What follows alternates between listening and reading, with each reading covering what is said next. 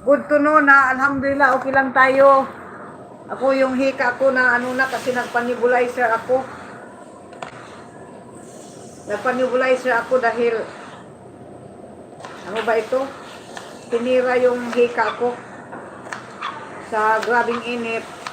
Tapos pag maghangin, may kasamang alikabok ngayon dito ang ano hangin kaunti.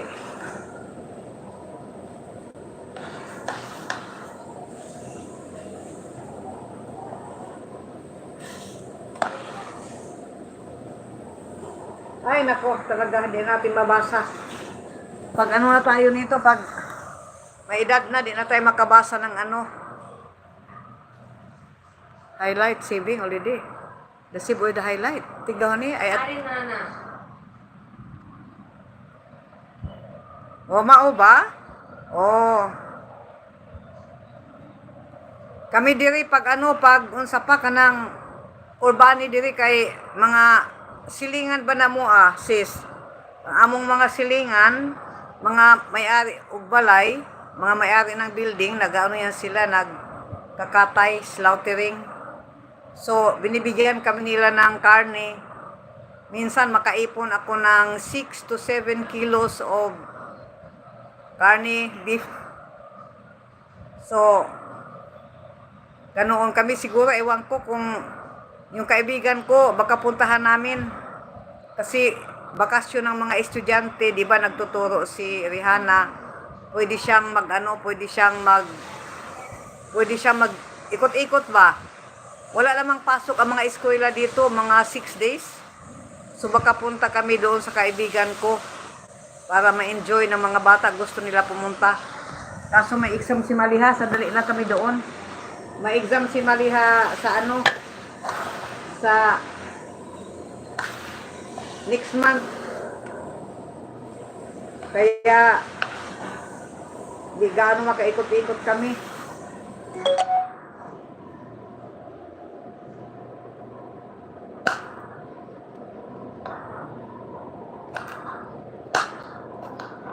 Anong ulam mo sis Mers? Ano na ba ito?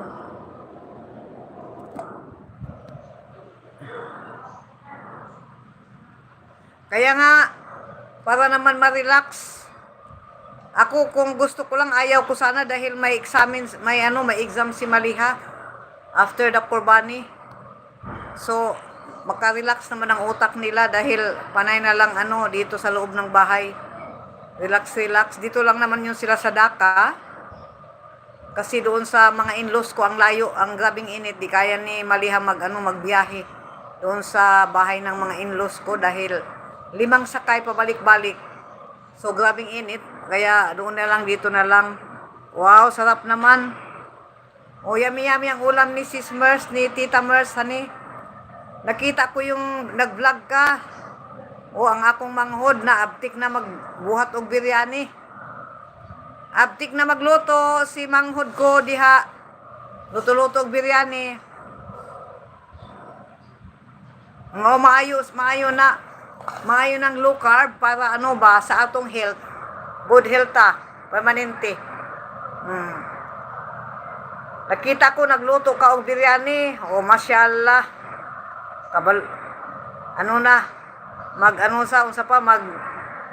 Start na pag unsa pa kanang kahibalo na bagamay luto. Ako pud kay di man ko kabalo, di ko gaano expert sa biryani, Sis Mers.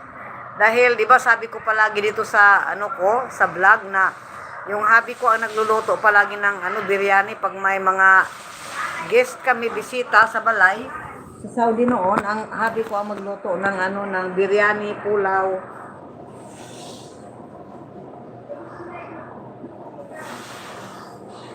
So ngayon, talagang mga bata gusto kumain, so magluto na lang tayo.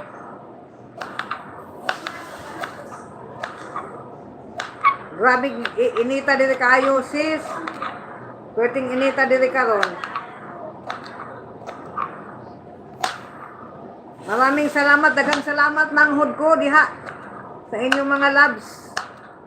Sa atin ninyo. More blessings. Migdo hani da highlight hani di daw